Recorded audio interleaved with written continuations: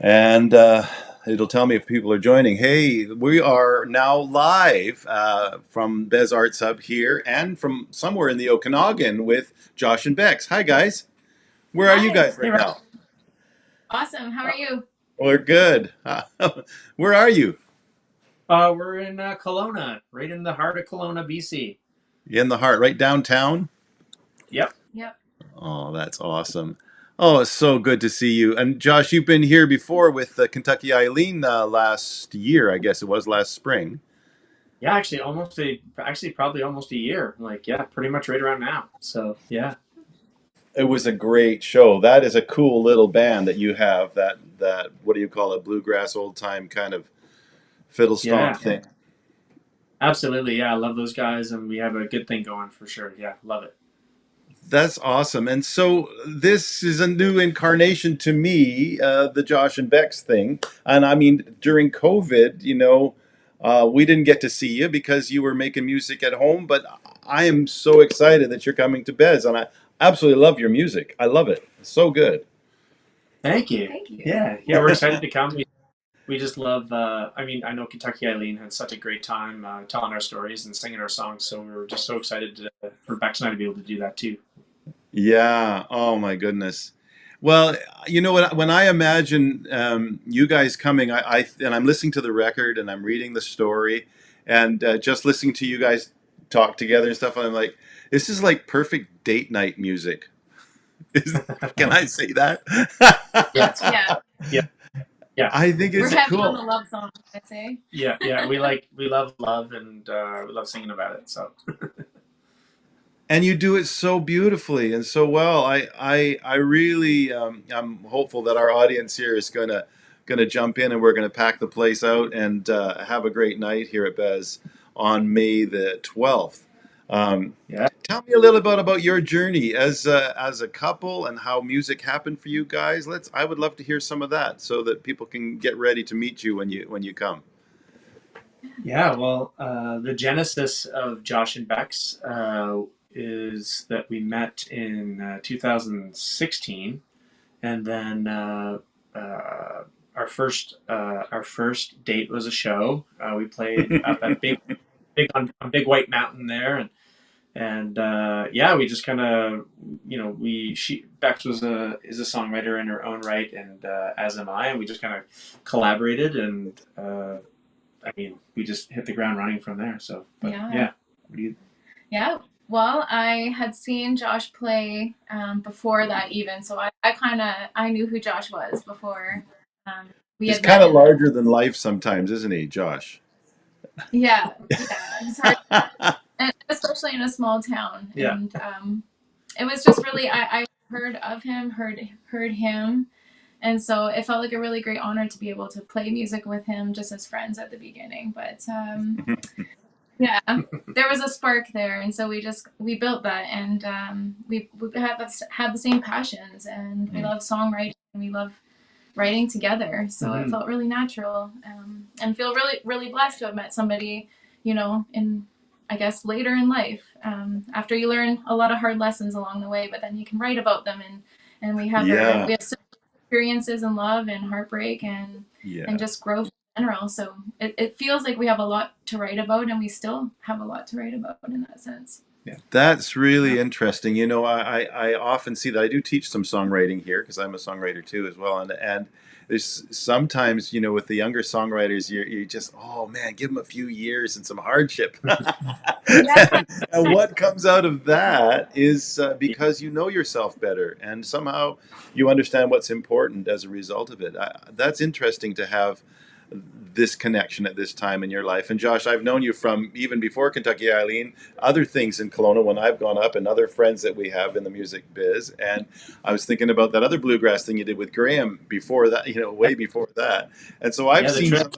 seen some of the Trips. Yeah, amazing band. I love the Trips. It was so good. It tripped, I guess. It's not functioning right now, or is it? Are there still trips happening?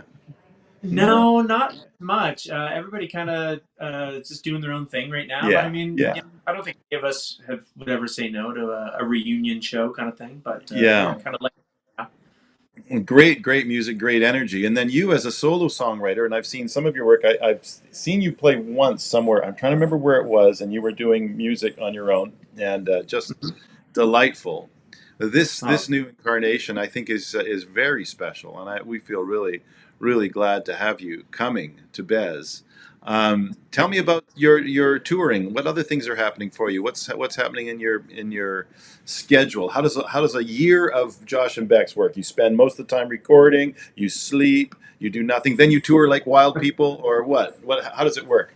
I'm gonna show you. well, we're just coming out of our caves now from winter, from hibernation, and we this it's starting to warm up a bit. We spent the winter recording and writing, and Really? in the studio. And, we've got more stuff. We got a new song coming out actually. Just what's the date? The 19th. Yeah. Yeah, so Yeah. May A 19th. week after. Yeah, a That's week right. Okay. after our tour. Once we're kind of in the middle of the tour. It's called what is it called? Wander Did My Soul. Wander Did My Soul. We just named the song like a I couple love days it. It ago. was So named for the last yeah, 2 months. yeah, What was it named yeah. before the last two? Nameless, did you say? Well, it was called the working title was Sunshine on My Face. Yeah, Okay. yeah. And what's the So, new one? but What's the new title? Wander Did My Soul. Oh, that's yeah, beautiful.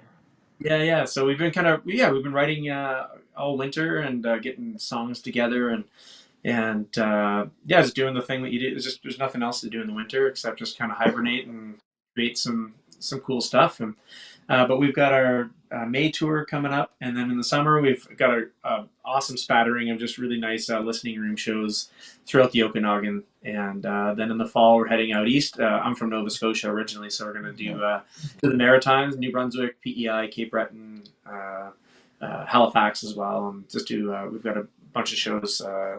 We're lining up a bunch there now, so it's going to be really nice to get back home. So Yeah, and not in the dead of winter, which is the only time I've ever been there. So nice to Ah, see something other oh, than snow. yes, you Nova will Scotia. love. You will love the East Coast. It's just, oh my, it is beautiful.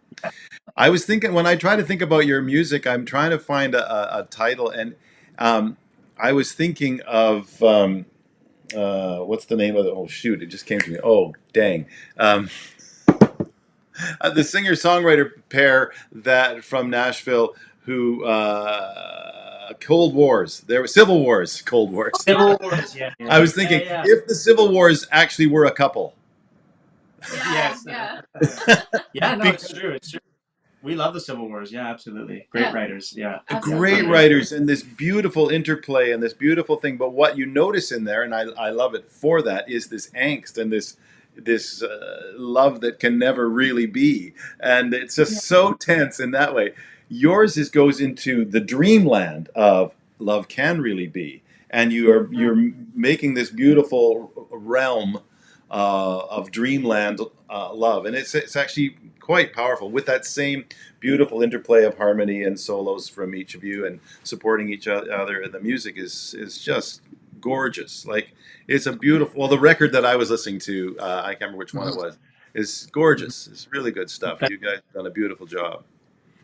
Yeah, I think we're kind of our writing styles are very, and I'm by no means Lennon or McCartney, but we have. Let me explain the ways I'm not.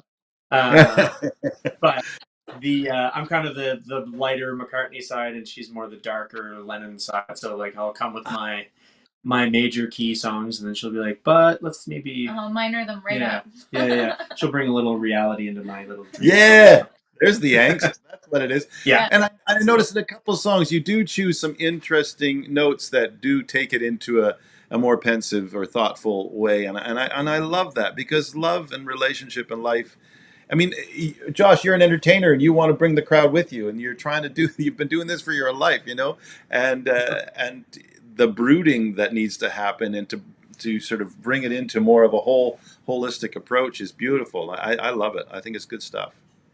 oh, thanks, Oh, Russ. thank you. Yeah, it feels like there's a lot of lived experience in that last record, especially as For we kind of sure. came out of some difficult times out of, isolation. Not just that, Hmm. but life stuff Yeah, I and think so. Yeah, like grief. I've kind of had enough time now to I've kind of haven't really I kind of left the church there back in 2012, I'd say, or 13, and just now I've just finally a decade later, I'm ready to like kind of unpack all that and talk about that a bit more, and just kind of in a grown up way. I was just not throwing grenades or being this or that. It's a more well rounded spectrum of what my questions, and what I'm still processing, looking for, and what I've experienced in the past, and how it all mashes together. So so that's really interesting.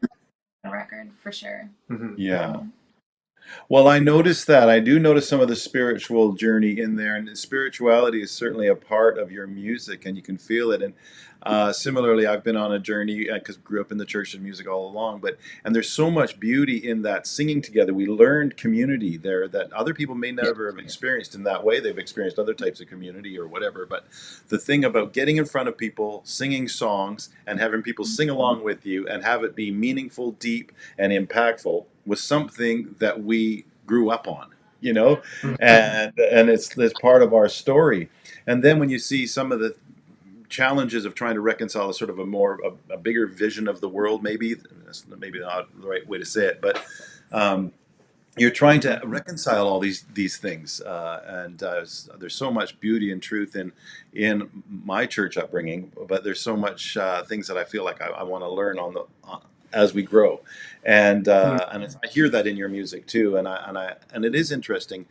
I'd love to hear more about this, how you integrate this new season of your life in your writing, what the questions are, and how you're processing that.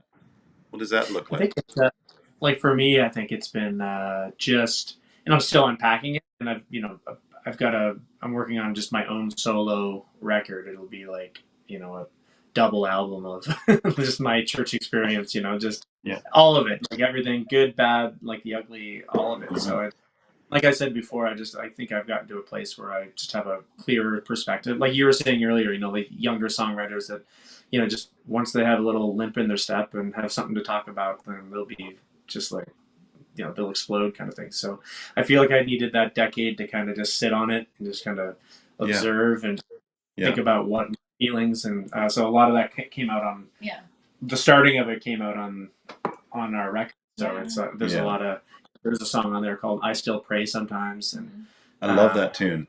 That's a really good tune. Yeah. So it's just that honesty of, I still pray sometimes, and for different reasons now. I think it's just I have a different perspective on why I do that. So so it's still a complex, just wiring of just all deconstructing a lot of the my beliefs, thoughts, and why I believe the things I do, and It was interesting. I had Hawksley Workman here at Bez a couple months back, and I guess a month and a half back. He's a legend. We're sitting having dinner before the show, and we were talking about this. He and his and Mr. What's his name, the guy that plays piano. Dang, I'm having old man moments. I've forgotten his name. Anyways, we were talking about that growing up in church and that thing that we carry with us, and that learning to perform and learning to be in front of people, and that is the community. That's what we grew up in, and there isn't as much of that now. And I look at a lot of music that's come, especially out of the pre-COVID, just before COVID and into COVID. There's a lot of music is made in bedrooms in isolation without community. And you hear quiet voices, and you hear trying to process the world through a computer screen, and you're like, oh, I've never had that. I mean, I had the COVID experience, but my formative years were in a whole other culture, which was very communal. And I find it interesting now, sort of going this side of COVID, and just wondering what's going to happen with community, and what's going to happen as we learn to get back together and learn to encourage each other. Yeah, that's been interesting. I think like growing up out east, like my dad was a Cape Bretoner, and I grew up with kitchen parties and in church as well. An extended kitchen party, really. Like we just, it was a small church, about 50 to 100 people, kind of thing. So, and then to move out west, where it's just different traditions and just a different vibe out here. So like way less, more cliquey kind of different communities. I don't know. You could probably maybe more like individualist. Yeah, individualist maybe.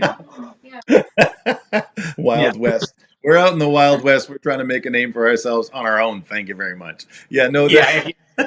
when we lived on the road and we'd been in the out east for a whole several years, we had this mobile theater that we took everywhere. And every time we'd finish a show, everybody inviting you over to their house, and there'd be music and there'd be food. And we came back to BC and we did this thing, and everybody left, and it was over. It's like there was no, hey, come over to our house. And we were like, oh yeah, it's different here.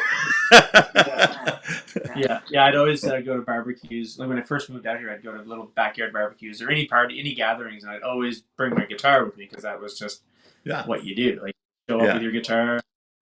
Somebody else brought their fiddle or somebody, but everyone would give me a weird look, like an odd look when I'd bring my guitar. Yeah. So, just different, Just different. Yeah, it's a different vibe.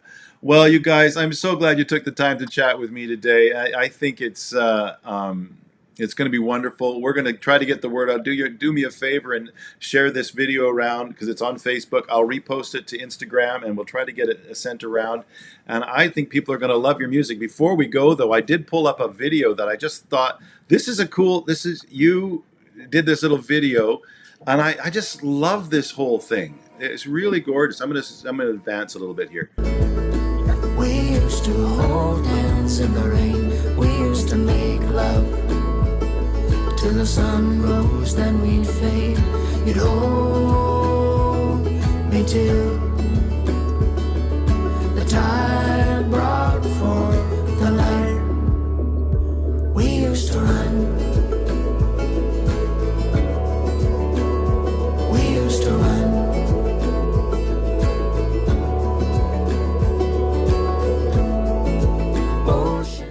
Isn't that gorgeous? It's gorgeous, you guys. It's beautiful, and that's just a taste of.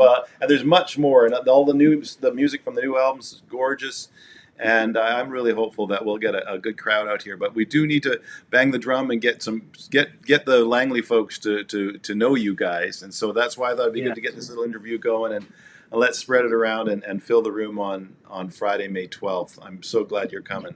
Thanks for taking the time to chat. We're so excited. Yeah, thanks, Russ. We appreciate it. We appreciate you guys. All right. Take care. See you, Russ. Yeah.